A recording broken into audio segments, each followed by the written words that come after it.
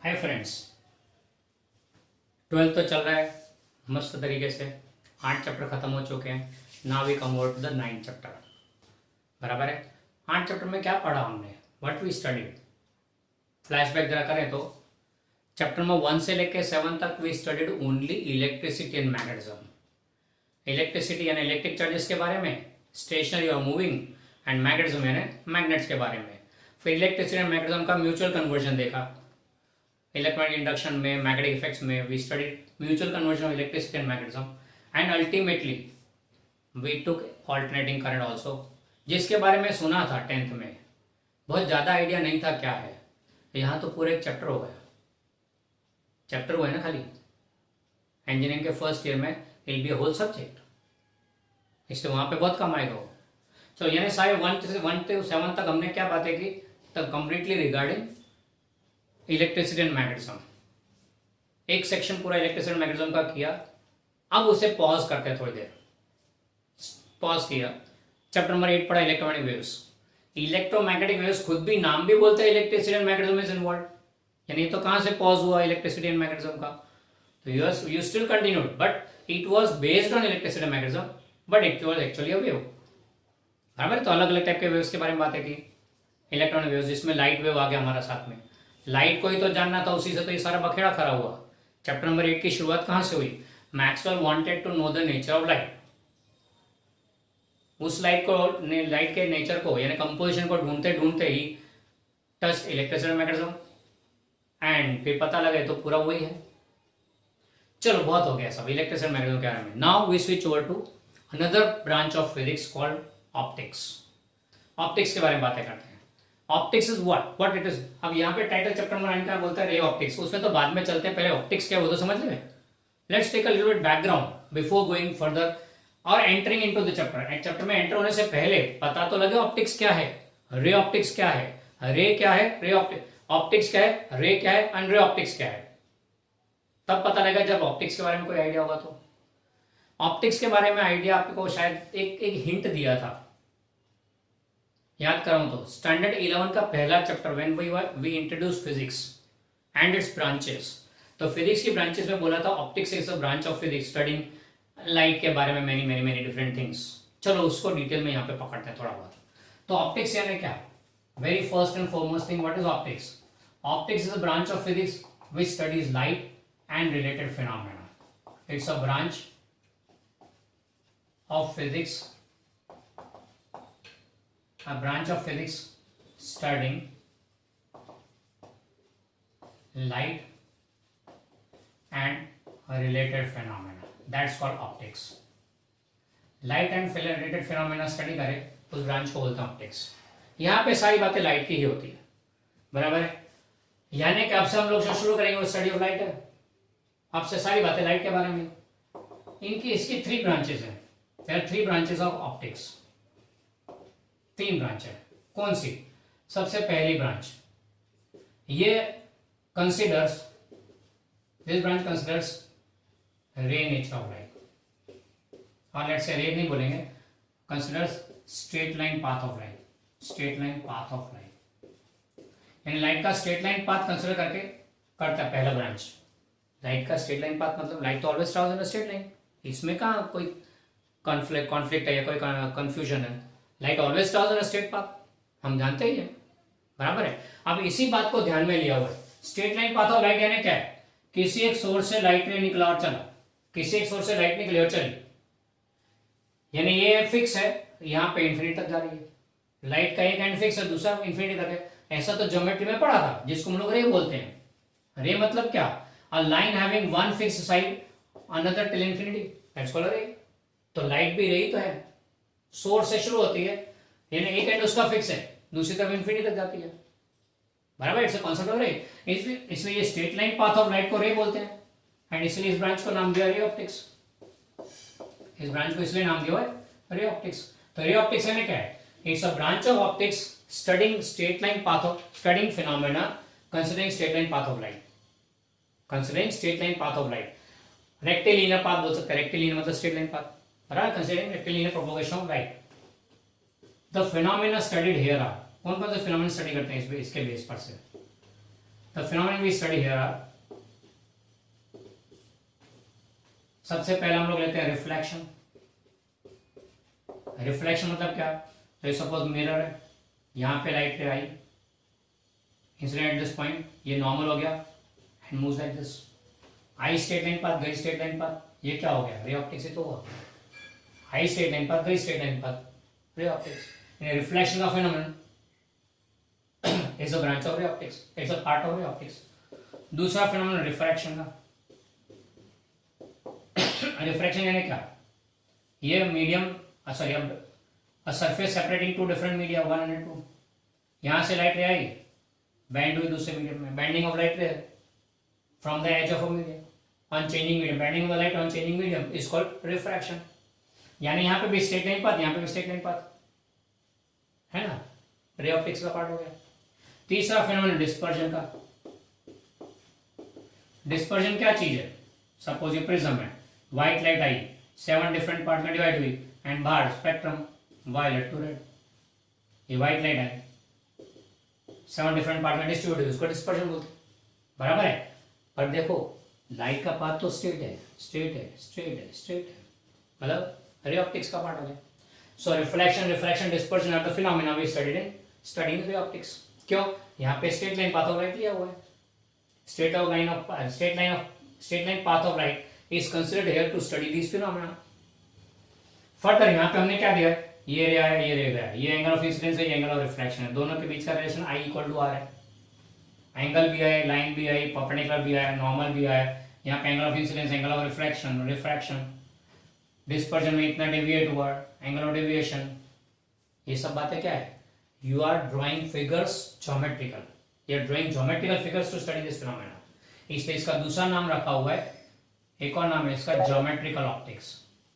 तो geometrical optics यानी क्या है, सेम रे ऑप्टिक्स ओनली, यहाँ पे we use geometry to understand the phenomena, that's a part called ray optics. तो कई रेफरेंस बुक्स में आप अगर देखेंगे तो रे ऑप्टिक्स वाले ज्योमेट्रिकल ऑप्टिक्स है, तो doesn't matter, it's the same ray optics only. यानी ये ब्रांच कौन सा हो गया, रे ऑप्टिक्स या geometrical optics, this is a branch of optics in which we consider straight line path of light and we draw different geometrical figures to understand the phenomena, and that is called ray optics or geometrical optics. And the phenomena called are reflection, refraction, dispersion. आप बोले ये तो हमने पढ़ा हुआ है, हाँ तो है ही ना, वही पढ़ने का है। Chapter number 9 deals with ray optics. Chapter number 9 deals with ray optics. Complete about ray optics. यानी जो पढ़ेंगे आप क्या होगा, रिफ्लेक्शन, रिफ्रैक्शन, डिस्पर्जन, जो आपने 8th 9th और 10th में पढ़ा हुआ है उसी को यहाँ पे लेंगे, पर ज्यादा डिटेल्स में, क्योंकि आप 8 9 में थे, 9 10 में थे तब बच्चे थे, kid, you are kid, but now you are little bit grown up, mature हो गए, इसलिए आपको इसकी और इनर डिटेल्स देखो। साइंस में स्टार्टिंग से लेके एंड तक, साइंस की शुरुआत 5th स्टैंडर्ड से होती है, से लेके 12 तक, एंड आगे भी साइंस पढ़ते रहते हो, कोई नई चीजें नहीं आती, nothing new comes, you go into details of the existing things. जो आपने 5th में पढ़ा था, 6th में पढ़ा, 7th में पढ़ा था, वही चीजें फिर से पढ़ रहे हो। तो वो पहले 2-2 लाइन होती थी, फिर 4-4 लाइन हुई, फिर 9 10 में वो 1-1 2-2 पेज हुए, 11 12 में 1-1 चैप्टर हो गए। तो दिस इज द डिफरेंस, यानी आप वही चीजें डिटेल में पढ़ने वाले हो। तो reflection, refraction, dispersion, now with a different angle, going into more details of it, वो ये चैप्टर हम करेंगे। Chapter number 9 is concern with ray optics. ये एक ब्रांच हुआ ऑप्टिक्स का। दूसरा branch, second branch is called wave optics. Obvious अब क्या बोलेंगे, it considers wave nature of light, it considers wave nature of light. Second branch considers wave nature of light, light is a wave, ऐसा मान के phenomena study करते हैं। मतलब क्या हुआ, लाइट का वेव नेचर है, मतलब लाइट प्रोपोगेट्स लाइक दिस, इस बात को ध्यान में रखते हुए study. Straight line path and wave nature थोड़ा अलग दिखता है। अब यहाँ पे हम लोग जो स्टडी करते हैं वो क्या है, phenomena study in the wave optics. Phenomena जो स्टडी करते हैं यहाँ पे वेव ऑप्टिक्स में, दीज आर, एक तो इंटरफेरेंस। इंटरफेरेंस यानी क्या, एक वेव जा रहा था, दूसरा वेव यूं आया, दोनों ने इधर इंटरफेयर किया एक दूसरे को, दोनों ने एक दूसरे को इंटरफेयर किया। मतलब क्या हुआ, superposition of waves, superposition of 2 or more than 2 waves at a point, इसको इंटरफेरेंस बोला। इंटरफेरेंस नहीं, एक दूसरे को इंटरफेयर करना। Okay, superposition of more than 1 waves at a point is called interference. तो ये इंटरफेरेंस का फिनोमेना पढ़ना है। किस में? वेव ऑप्टिक्स में आता है, बराबर है। फिर दूसरा आता है यहाँ पे डिफ्रैक्शन, दूसरा फिनोमेनन आता है डिफ्रैक्शन ना। डिफ्रैक्शन का नाम तो सिमिलर टू रिफ्रैक्शन है, रिफ्रैक्शन डिफ्रैक्शन दोनों सेम टू सेम है। रिफ्रैक्शन क्या था? बेंडिंग ऑफ लाइट रे when the medium changes, unchanging medium. Bending of the light रे, लाइट रे अपने पाथ से ज्यादा डिविएट हो गया, क्यों? मीडियम चेंज हुआ इसलिए। Bending of the light ray due to changing medium is called refraction. ये रिफ्रैक्शन है पर थोड़ा अलग टाइप का, डिफरेंट टाइप का रिफ्रैक्शन है, तो इसलिए इसका नाम लिखा है डिफ्रैक्शन। डिफरेंट टाइप का रिफ्रैक्शन मतलब क्या हुआ? बेंडिंग ऑफ लाइट रे does occur without change in medium, medium change भी नहीं और बेंड हो गया लाइट, मतलब लाइट जा रहा था मुड़ गया, मीडियम चेंज होना ही नहीं, सेम मीडियम में। अरे ऐसा थोड़ी होता होगा sir, straight line path of light है तो फिर बेंड क्यों होगा? वही तो सीखना है, वही तो देखना है। तो सर ऐसा ना हो, हमने तो टॉर्च चालू किया तो लाइट सीधी जा रही है, सामने दीवार पे उसका सर्कल दिखता है, तो मैं भी कहाँ ना बोल रहा हूँ, बराबर है, सही है। रे ऑप्टिक्स भी वही बोलता है कि लाइट का तुमने टॉर्च ऑन किया, सामने गया, पर लाइट बेंड भी हुआ। पढ़ेंगे वेव ऑप्टिक्स में, क्लियर? क्या होता है, कैसे होता है, अभी क्यों बताऊं, चैप्टर चालू होगा तब देखेंगे। एंड तीसरा है पोलराइजेशन। पोलराइजेशन यानी क्या, वो देखते हैं। पोलराइजेशन मतलब क्या? पोलराइजिंग, पोलराइजिंग मतलब क्या? Poles means north pole south pole, positive pole negative pole, यानी दो होते हैं ना पोलैरिटीज। तो पोलैरिटीज के डायरेक्शन में अगर उसको ओरिएंट कर दो तो उसको पोलराइजेशन बोलते हैं। मतलब क्या हुआ? रैंडमली ओरिएंटेड कंपोनेंट्स को पकड़ के एक ही डायरेक्शन में ले आओ, रैंडमली ओरिएंटेड हो, कोई यूं कंपोनेंट है, कोई यूं कंपोनेंट है, कोई यूं कंपोनेंट है, भाई सबको पकड़ के एक ही डायरेक्शन में ले आओ, दैट्स कॉल्ड पोलराइजेशन। सिंपल सा एग्जांपल, हम लोग क्लासरूम में बैठे हैं, 30-40 बच्चे हैं क्लासरूम में, बराबर है। अभी तक सर ने एंट्री नहीं मारी, सब अपने अपने काम में व्यस्त है, कोई पढ़ाई कर रहा है, कोई धमाल कर रहा है, कोई दूसरे को परेशान कर रहा है, कोई गाने बजा रहे हैं, कोई अंदर अंदर कुछ ना कुछ डिस्कशन अलग अलग चल रहा है। Each one is oriented in different directions. जैसे ही सर ने एंट्री मारी, सब सीधे चुप होकर बैठे, बराबर है। फिर सर ने चालू किया पढ़ाना, सब अपना अपना सब पढ़ना चालू कर दिए। ये आइडियल क्लासरूम है, हमने तो एक्सपीरियंस कैसा किया क्लासरूम में कि सर पढ़ा रहे हैं अपना और हम लोग काम कर रहे हैं अपना। कोई बंदा फिजिक्स का सर पढ़ा रहा है, कोई बंदा फिजिक्स में ध्यान दे रहा है, फर्स्ट सेकंड लाइन वाले फिजिक्स पढ़ रहे हैं सर के साथ में, थर्ड फोर्थ लाइन से बोलते केमिस्ट्री का होमवर्क बाकी ला वो कर लेता हूँ, ला दूसरा बोलता है नहीं मेरा मैथ्स का एक्सरसाइज करने का बाकी है, सबमिट करना है शाम को ट्यूशन टीचर को, तो वो करने बैठ गया। कोई बोले नवरा बैठा हो चलो इंग्लिश पढ़ते हैं, क्योंकि फिजिक्स में कुछ खबर पड़ने वाली नहीं तो फिर इंग्लिश पढ़ते हैं। लास्ट 2 बेंच पे तो नाश्ते चल रहे हैं, नाश्ता पानी भूख लगी चल खा लेते हैं, बाद में रिसेस में कुछ और खाएंगे। ये क्या है? In the classroom all are oriented in different directions. पर टीचर स्ट्रिक्ट आ गया तो क्या होगा? Will you get this thing? जैसे टीचर ने होगा चलो सब फिजिक्स की किताबें निकालो, take out your physics text book, we are studying chapter number 9 ray optics now, open the page of ray optics, start reading the introduction. हर एक जना अपनी अपनी अलग किताब में पढ़ेगा, एक किताब में 2 मूवी नहीं चाहिए। You are not bought the book, चलो बाहर निकल जाओ, I don't want people idle here, okay, चल निकल यहां से बाहर, हुआ ना? यानी सबको पता है कि सर बहुत स्ट्रिक्ट है, सर आए तरह की किताब खोल के सर ने जो चैप्टर बोला उस चैप्टर में उस टॉपिक पे आके खड़े, उस टॉपिक पे, टॉपिक भी अलग नहीं। What is that? All randomly oriented components को एक ही डायरेक्शन में लाना, दैट्स कॉल्ड पोलराइजेशन। कुछ टीचर्स की कैपेसिटी होती है पोलराइजेशन की, कुछ की नहीं होती है, तो उनकी क्लास फिर रैंडमली ओरिएंटेड रहता है। And we know very well कि रैंडमली ओरिएंटेड क्लासरूम का रिजल्टेंट क्या होता है? 0। रैंडमली ओरिएंटेड का 0 होता है। हाँ, गाइडेड हो, परफेक्ट, सब एक साथ ही काम कर रहे हो तो there some effective work going on, बराबर है। इसलिए पोलराइजेशन का फिनोमेनन पढ़ना है हमको यहाँ पे।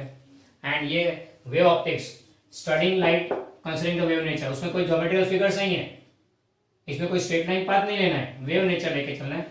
And that's will be covering in chapter number 10। Chapter number 10 हमारा वेव ऑप्टिक्स से कनेक्टेड है। फिर तीसरा ब्रांच ऑप्टिक्स का, तीसरा ब्रांच ऑप्टिक्स का, the third branch considers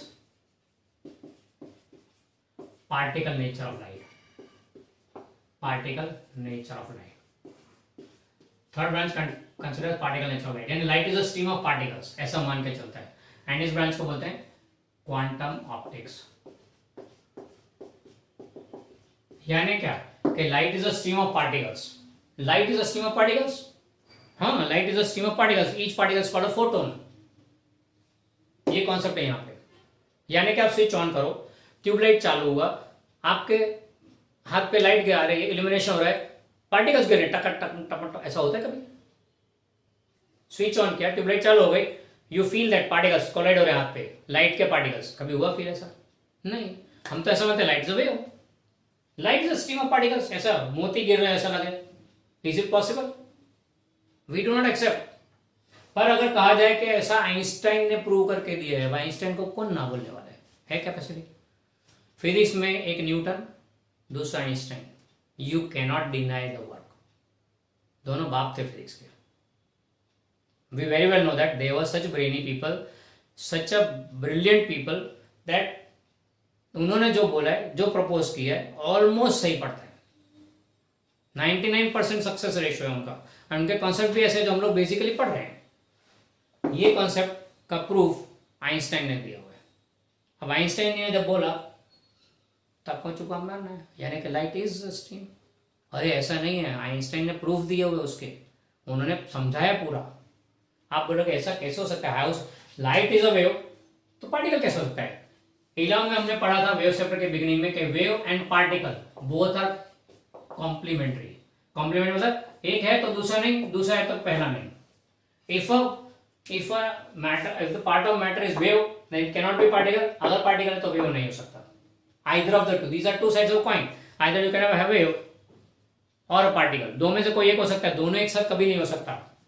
light exhibits particle nature, वो कैसे मानेंगे? अगर वेव नेचर माने, इतने फिनोमेनन पढ़ लिए तो वेव नेचर को हम लोग एक्सेप्ट करेंगे तो पार्टिकल नेचर आएगा ही नहीं, आइंस्टाइन ने प्रूव किया हुआ है। The phenomena supporting this concept, phenomena supporting this concept, एक तो photo electric effect. Photo electric effect यानी क्या है? Light falling on a surface and electric current is produced, light falling on the surface electric current is produced. आप बोलो कि ऐसा नहीं हो सकता। सोलर सेल, अभी हम जो बोलते हैं non renewable source of energy में गिना हमने, सबसे फोरमोस्ट सोलर एनर्जी लिया हुआ है। सोलर एनर्जी क्या है? Light falling, sunlight falling on the surface and electric current is produced. पूरे घर की लाइटें चल रही है, घर की चल रही है ना, अभी तो धीरे धीरे सिटी की चलेगी। And solar concept, solar energy का कॉन्सेप्ट इतना चला है कि भाई वो हो सकता है शायद पूरा कंट्री सोलर पे चलेगा। आएगा ये वक्त भी आएगा, ये वक्त भी आएगा कि पूरा कंट्री सोलर पे चलता होगा। It's a renewable source without any major expenses, कोई फ्यूल नहीं, कोई फॉसिल फ्यूल नहीं, नथिंग इज रिक्वायर्ड। ना पानी बहना चाहिए, ना हवा नहीं चाहिए, बस सनलाइट आती रहे, वो तो हमको इमेंस मिलती है, उसका यूज करें। That is photo electric effect का कॉन्सेप्ट है। उसमें light falling on the surface, electric current is produced. चलो यार ये तो बहुत बड़ी बात हो गई, सोलर एनर्जी यूज कर रहे हैं हम लोग, सिंपल सा कॉन्सेप्ट है। तो हम लोग जो कैल्सी यूज करते हैं कैलकुलेटर, उसमें ऊपर सोलर पट्टी लगी होती है, a small solar panel is kept and you are it's written there solar power, यानी आपको कोई अंदर सेल बदलने की जरूरत नहीं है। सनलाइट होगी तो भी चलेगा, ट्यूबलाइट होगी तो भी चलेगा, मोमबत्ती लगा के रखोगे तो भी वो सोलर वो कैल्सी चलेगा। ट्राई करना तो करना, कभी अंधेरा करके मोमबत्ती जला के देखो तो कैल्सी चलेगा आराम से, उसको कोई भी एक लाइट होनी चाहिए। That's called photoelectric effect. And this photoelectric effect supports particle nature. अब आप इसको तो डिनाई नहीं कर सकते। Another phenomenon supporting it is black body radiation. इसका भी हमने एक आइडिया लिया था स्टैंडर्ड 11 में। Black body radiation, thermal radiation पढ़ा था, उसमें लिया था black body radiation. That also supports the particle nature of light, यानी लाइट का पार्टिकल नेचर सपोर्ट करते हैं। तो लाइट वेव है क्या पार्टिकल है? अगर लाइट वेव है तो पार्टिकल नहीं हो सकता, पार्टिकल है तो वेव नहीं हो सकता। कंफ्यूजन है ना? इसको हम पढ़ने वाले चैप्टर नंबर 11 में, quantum optics complete. Photo electric effect full detail में पढ़ने वाले वहां पर, तो आपको क्लियर होगा कि what this effect is and how Einstein proved it. बहुत अच्छी कहानी है, जोरदार मजा आएगी, इट्स वर्थ स्टडी। तो chapter number 3 regarding quantum optics which considers particle nature of light. फिर अभी भी कंफ्यूजन तो मैं आपके दिमाग में रख ही रहा हूं कि लाइट वेव है कि पार्टिकल है। 11 में बोला था लाइट अगर कोई मैटर का पार्ट वेव होगा तो पार्टिकल नहीं हो सकता, पार्टिकल होगा तो वेव नहीं हो सकता। क्लियरली बोला था उस टाइम पे। Both are mutually exclusive, you can have one then second will not be there, if you have second then first will not be there, both of them together not possible। तो यहां पे light के लिए तो दोनों हो रहे हैं, प्रूव भी क्या आइंस्टाइन ने, तो तुमको डिनाई कर भी नहीं सकते। तो लाइट का ये माजरा है क्या, लाइट का ये माजरा है क्या।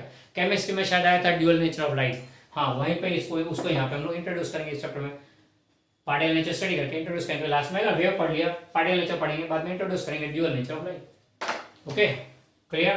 तो ये है ऑप्टिक्स के बारे में। ऑप्टिक्स क्या है, उसकी 3 ब्रांचेस जो हम लोग पढ़ने वाले 9, 10 एंड 11 चैप्टर। यहाँ पे मैंने आपको 3 चैप्टर का इंट्रोडक्शन दे दिया, देखो चलते चलते 3 चैप्टर का इंट्रोडक्शन हो गया, बराबर है। इसलिए इस चैप्टर नंबर 9 में क्या पढ़ने वाले हम लोग, ray optics. Ray optics means branch of optics या study of light considering straight line path and developing different geometrical figures and we studied. क्या पढ़ेंगे, रिफ्लेक्शन, रिफ्रैक्शन, डिस्पर्जन। ये इंट्रोडक्शन पार्ट मैंने नोट्स में नहीं दिया हुआ है, क्योंकि नोट्स में ही रखूंगा तो will be an overburden for you, आप तो गोखना चालू कर दोगे। इसमें नोट्स में नहीं रखा, खाली समझने के लिए, आप चाहे तो इसे लिख सकते हैं। ओके, फिर हम शुरू करेंगे, एंट्री करेंगे चैप्टर नंबर 9 में।